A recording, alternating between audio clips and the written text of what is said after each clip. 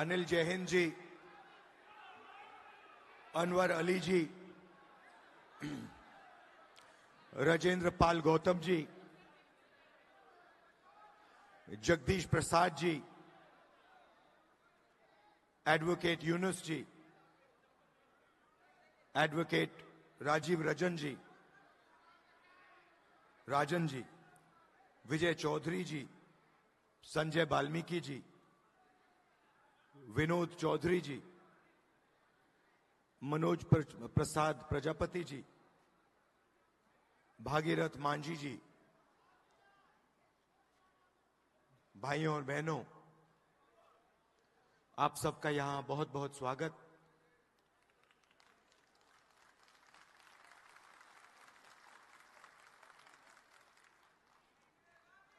मैं आपके भाषण सुन रहा था।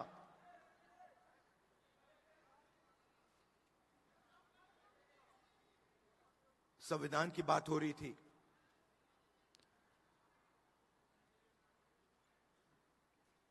और जब हम इस किताब को देखते हैं, दिखाइए जरा अपना संविधान।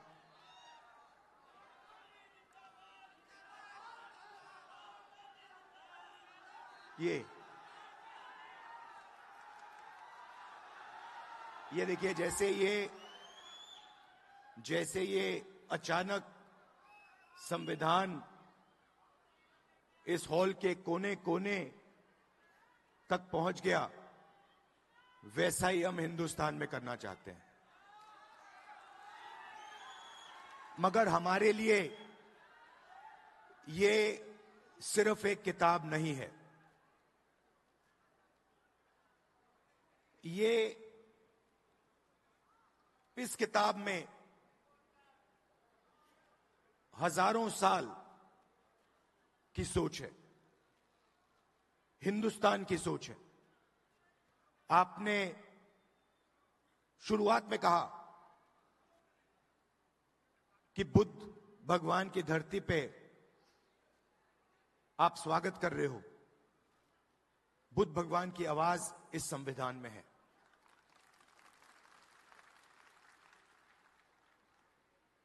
और हर स्टेट में जो बड़े से बड़े महापुरुष हुए हैं, चाहे नारायण गुरु जी हों, बसवना जी हों, फूले जी हों, गांधी जी हों, अंबेडकर जी हों, इन सब की आवाज इस संविधान में है। मगर सिर्फ उनकी आवाज इस संविधान में नहीं है। इस संविधान में एक और चीज है। इस संविधान में जो हजारों साल से इस देश में दलितों को, पिछड़ों को, आदिवासियों को, उनके खिलाफ जो अन्याय किया गया, जो लाखों करोड़ों रुपए, लाखों करोड़ों लोगों का जो दर्द है, दुख है, वो भी इस संविधान के अंदर आज तक है।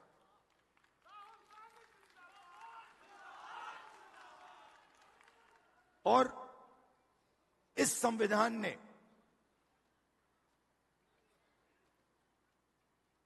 उस दर्द को पूरी तरह नहीं, मगर थोड़ा सा कम किया है।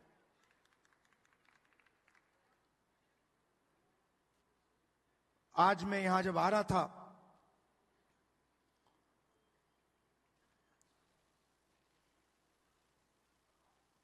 गंगा जी की ओर मैंने देखा, गाड़ी में बातचीत हो रही थी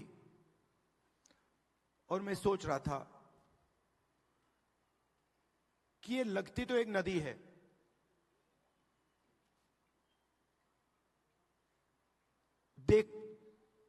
मैं इसको देख रहा हूं,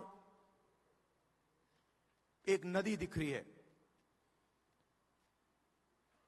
मगर इसका पानी, इस नदी का पानी सब जगह है। अगर आपने आज सुबह पानी पिया तो वो आपके अंदर है, आपके खून में है। अगर आपने आज सुबह रोटी खाई तो उस रोटी में था। वैसे ही ये इस संविधान का विजन वही था। हम चाहते थे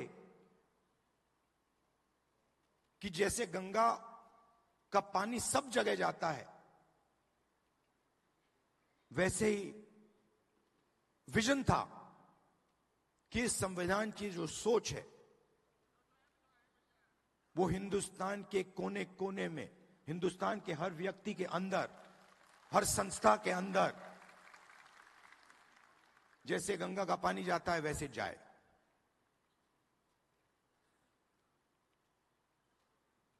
और कुछ दिन पहले मोहन भागवत कहते हैं कि गंगा गंगोत्री में नहीं शुरू हुई।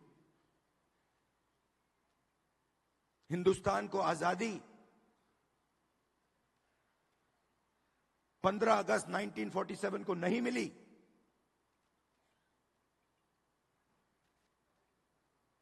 बाद में मिली। तो अगर मोहन भागवत कह रहे हैं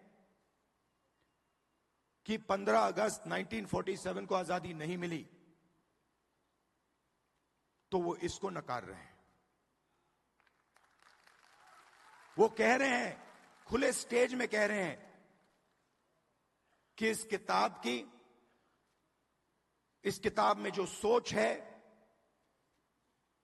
उसका हिंदुस्तान के लिए कोई मतलब नहीं है।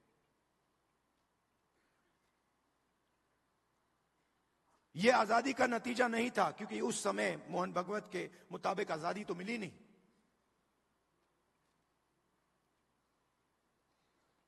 और इसकी सोच को, अंबेडकर जी की सोच को, गांधी जी की सोच को, बुद्ध भगवान की सोच को, फूले जी को की सोच को वो मिटाने लगे हैं।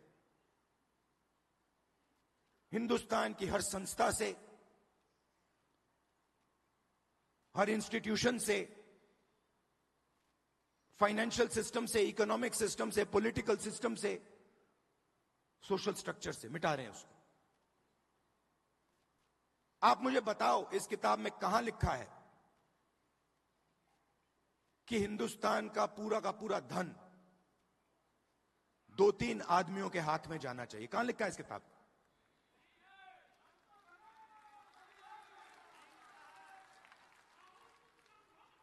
तो मोदी जी आते हैं, पार्लियामेंट में आते हैं, पहले कहते थे 400 सीट आएंगे तो इसको हम बदल देंगे। और फिर जब आप लोगों ने, हमने मिलकर मोदी जी को संविधान की सच्चाई समझाई, तो फिर पहले दिन इलेक्शन के बाद आए तो फिर ऐसे आए थे। मगर चाहते थे कि मैं उसको उठा के फेंक दूं। मगर हिंदुस्तान की जनता ने कहा, भैया अगर आपने सिर पे नहीं रखा तो हम तुम्हें उठा के फेंक देंगे।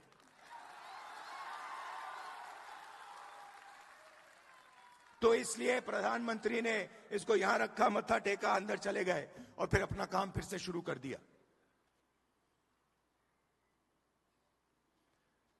मैं आपको 2-3 आंकड़े देना चाहता हूं।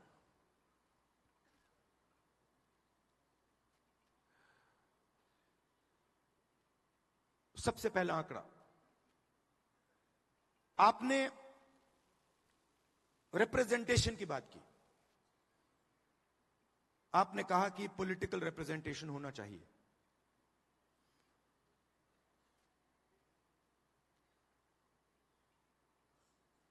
आज के हिंदुस्तान में एमएलए के पास, मेंबर ऑफ पार्लियामेंट के पास कोई पावर नहीं है। मैं मिलता हूं लोकसभा में बीजेपी के पिछड़े वर्ग के एमपी से, दलित एमपी से, आदिवासी मेंबर ऑफ पार्लियामेंट से। वो मुझे कहते हैं, भैया हमें पिंजरे में बंद कर यहां टांग रखा है।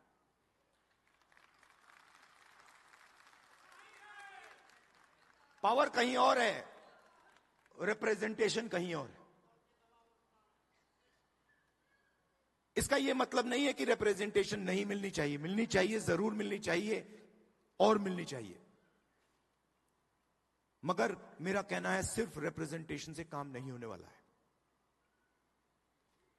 हिंदुस्तान की सबसे बड़ी कंपनियों की लिस्ट निकालिए, अदानी, अंबानी, टाटा, बिरला, लिस्ट निकालिए। 500 कंपनी की लिस्ट निकालिए। इनको हिंदुस्तान की सरकार देश का पूरा धन पकड़ा रहा है। एयरपोर्ट्स, पोर्ट्स, सेलफोन, सारा का सारा धन इन 500 लोगों को पकड़ाया जा रहा है। और मैं आपसे पूछना चाहता हूं, इन 500 लोगों में से, इन 500 कंपनी के मालिक में से आप मुझे एक पिछड़ा वर्ग का व्यक्ति का नाम बता दो। एक दलित, एक आदिवासी का नाम आप मुझे बता दो। आपको एक नाम नहीं मिलेगा। इन कंपनियों की मैनेजमेंट टीम की लिस्ट निकालो, उसमें दिखा दो मुझे। एक दलित नाम दिखा दो, एक आदिवासी नाम दिखा दो, एक पिछड़े वर्ग का नाम दिखा दो, एक माइनॉरिटी का नाम दिखा दो।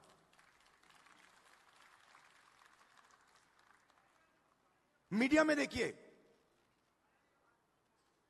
एंकर्स की लिस्ट निकालिए, मालिकों की लिस्ट निकालिए। 20-25 कंपनियां, मीडिया की कंपनियां पूरा नैरेटिव बनाती हैं, हिंदुस्तान का नैरेटिव बनाती हैं। उसमें किसान की कभी बात नहीं होगी, पिछड़ों की कभी बात नहीं होगी, दलितों की बात नहीं होगी, मजदूर की बात नहीं होगी।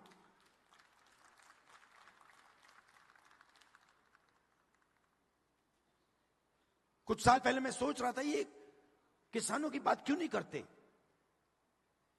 सच्चे मुद्दे क्यों नहीं उठाते, बेरोजगारी की बात क्यों नहीं करते।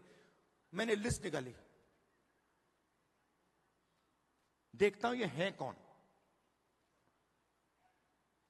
मालिकों में आपको एक ओबीसी नहीं मिलेगा, एक दलित नहीं मिलेगा, एक पिछड़े वर्ग का व्यक्ति में नहीं मिलेगा। है ही नहीं उसमें, आपके लोग है ही नहीं उसमें। आप प्राइवेटाइजेशन की बात होती है, आप मुझे बताओ कौन सी प्राइवेट कंपनी में दलित, आदिवासी, पिछड़े वर्ग के लोग मालिक हैं, मुझे बताओ।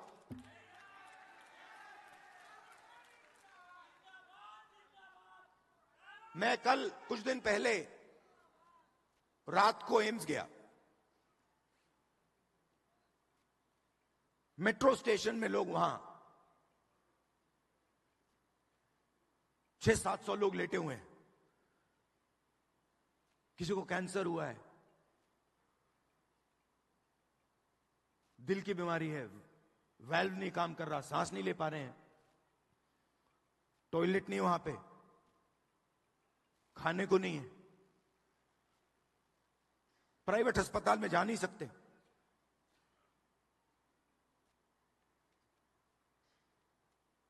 पूरा का पूरा सिस्टम, चाहे वो प्राइवेट अस्पताल हो, शिक्षा का सिस्टम हो, स्वास्थ्य का सिस्टम हो, बिजनेस का सिस्टम हो, आपके लोग हैं ही नहीं उसमें। आपने लड़ाई लड़ी, बहुत अच्छी लड़ाई लड़ी, और राजनीतिक रिप्रेजेंटेशन आपने पा लिया। मगर अगर मैं आपको सच्चाई बताऊं तो आपको सत्ता कहीं नहीं मिली। क्योंकि हुआ क्या, जब इन लोगों को पता लगा, मैं कल कुछ दिन पहले रात को एम्स गया। मेट्रो स्टेशन में लोग, वहां 600-700 लोग लेटे हुए हैं। किसी को कैंसर हुआ है, दिल की बीमारी है, वाल्व नहीं काम कर रहा, सांस नहीं ले पा रहे हैं, टॉयलेट नहीं वहां पे, खाने को नहीं है, प्राइवेट अस्पताल में जा नहीं सकते।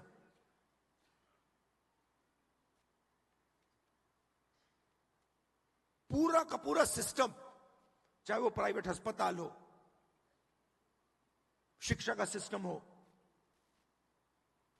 स्वास्थ्य का सिस्टम हो, बिजनेस का सिस्टम हो, आपके लोग हैं ही नहीं उसमें। आपने लड़ाई लड़ी, बहुत अच्छी लड़ाई लड़ी, और राजनीतिक रिप्रेजेंटेशन आपने पा लिया। मगर अगर मैं आपको सच्चाई बताऊं तो आपको सत्ता कहीं नहीं मिली। क्योंकि हुआ क्या, जब इन लोगों को पता लगा कि पिछड़ा वर्ग, दलित ये रिप्रेजेंटेशन ले रहे हैं,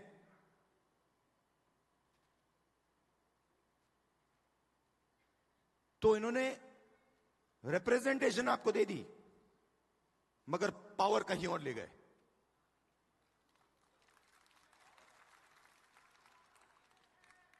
पावर कहां गई? Power Adani Ambani, power RSS, हर संस्था में अपने लोगों को डाल देते हैं। मैंने लिस्ट बनाई आरएसएस के जो अपॉइंटीज हैं, हजारों अपॉइंटीज होते हैं सरकार में, बोर्ड, कॉर्पोरेशन, गवर्नर, हजारों होते हैं। मैंने लिस्ट निकाली, ये आरएसएस सत्ता के सिस्टम में किसको डाल रहा है। उसमें आपको एक पिछड़े वर्ग का नहीं मिलेगा, एक दलित नहीं मिलेगा, एक आदिवासी नहीं मिलेगा।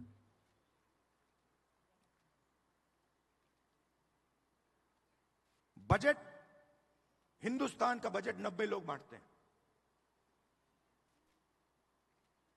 एमपी एमएलए बजट नहीं बांटते। जो धन है वो 90 अफसर बांटते हैं, secretary to government of India. मैंने लिस्ट निकाली, ये है कौन? आपकी आबादी, पिछड़े वर्ग की आबादी 50% है, कम से कम। कोई जानता नहीं है।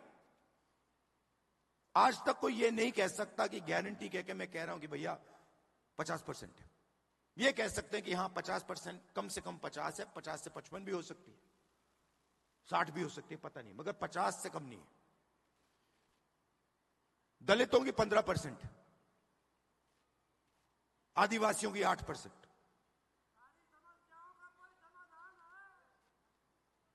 इसीलिए तो हम यहां आए हैं।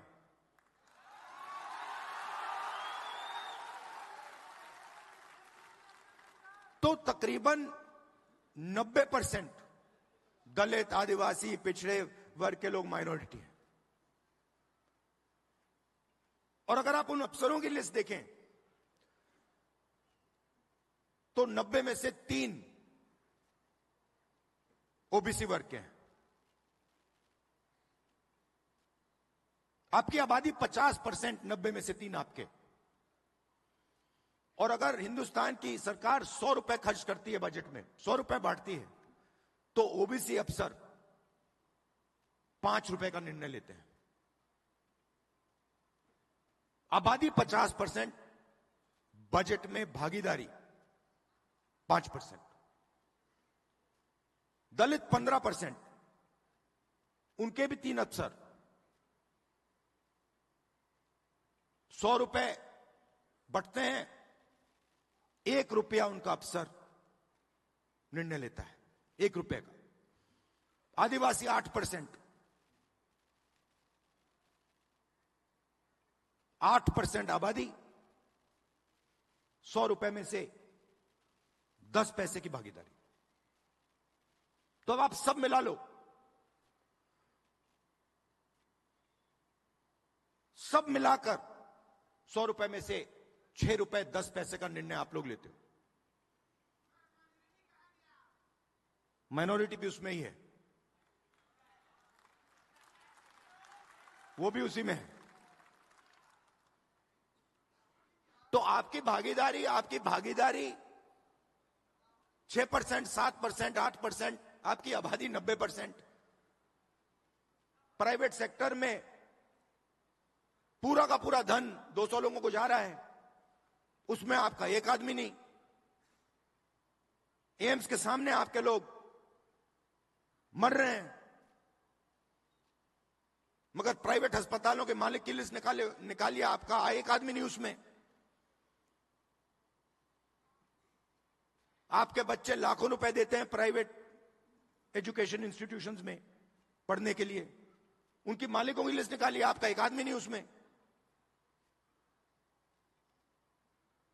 जीएसटी कौन देता है? आप देते हो। बजट में पैसा कहां से आता है? आसमान से थोड़ी टपकता है। बजट में पैसा, जीएसटी का पैसा आता है, जीएसटी का पैसा आप देते हो। जितना पैसा अदानी, अगर अदानी शर्ट खरीदेगा, यही शर्ट जो आपने पहन रखी है, अगर वो यही शर्ट खरीदेगा, जितना टैक्स आप दोगे उतना टैक्स वो देगा।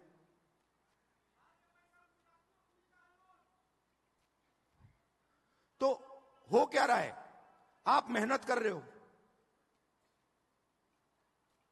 आप जीएसटी दे रहे हो, आपके जेब में से पैसा निकलता है, महंगाई बढ़ती है, आपका पैसा कहां जाता है?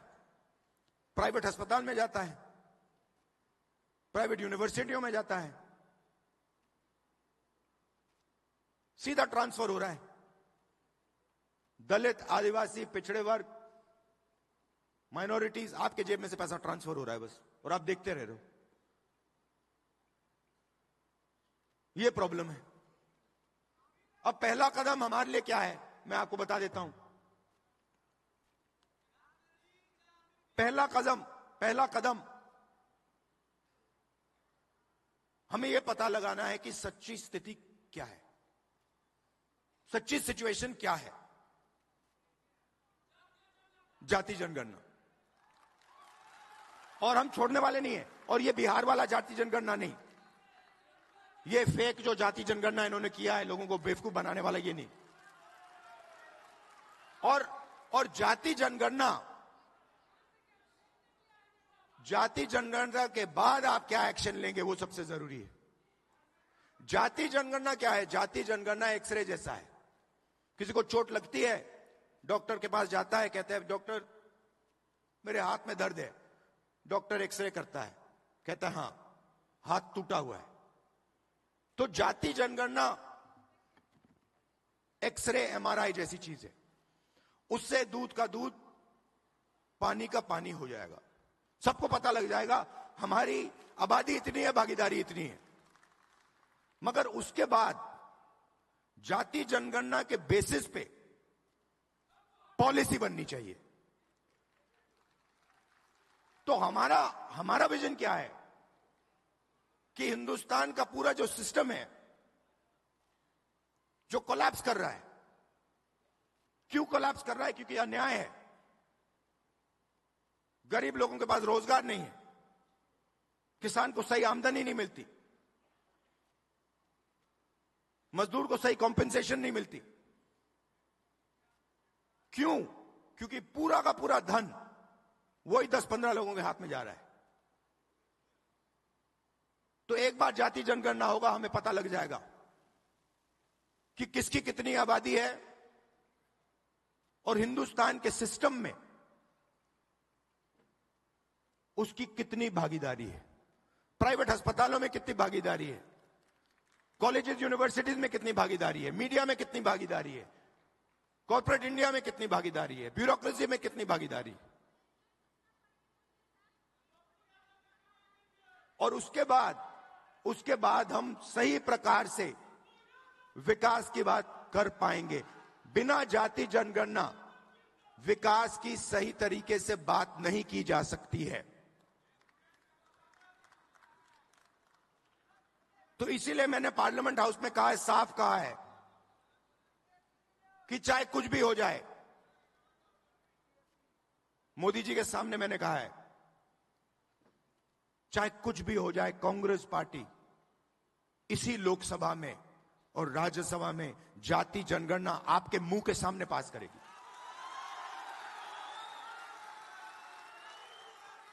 और हमने यह भी कहा है कि जो दीवार बना रखी है 50% रिजर्वेशन की दीवार, उस दीवार को हम लोकसभा और राज्यसभा में तोड़ के परे कर देंगे। रिजर्वेशन 50% से ज्यादा होना चाहिए, जाति जनगणना होनी चाहिए और हर जात को इस देश में भागीदारी मिलनी चाहिए। और ये सिर्फ हम नहीं कह रहे हैं, ये सिर्फ आप नहीं कह रहे हैं, ये कॉन्स्टिट्यूशन कह रहा है, ये संविधान कह रहा है, इसमें लिखा हुआ है। इसमें लिखा है हिंदुस्तान के सब लोग एक जैसे हैं, समान हैं और सबकी प्रगति होनी चाहिए, सबकी भागीदारी होनी चाहिए। तो हम कॉन्स्टिट्यूशन के लिए, संविधान के लिए लड़ रहे हैं, संविधान की रक्षा कर रहे हैं और इसकी सोच को हम पूरे देश में फैला रहे हैं। और लड़ाई, मैंने पार्लियामेंट में भाषण में साफ बोली, लड़ाई संविधान और मनुवाद के बीच में है। एक तरफ समानता, एकता, दूसरी तरफ नफरत और हिंसा। और मैं ये आपसे कहने आया हूं, जो आपने कहा कि राजनीतिक नुकसान होगा तो भी मैं ये काम करूंगा, मुझे कोई फर्क नहीं पड़ता है। जितना नुकसान हो वो सब हो जाए, मुझे कोई फर्क नहीं पड़ता। ये काम मैं करके छोड़ूंगा। आप सब यहां आए, इसके लिए दिल से आपका बहुत बहुत धन्यवाद। और ये जो मैसेज है आप गांव गांव में फैलाइए, संविधान का मैसेज, जाति जनगणना का मैसेज और 50% रिजर्वेशन की दीवार को तोड़ने वाला मैसेज। धन्यवाद, नमस्कार, जय हिंद।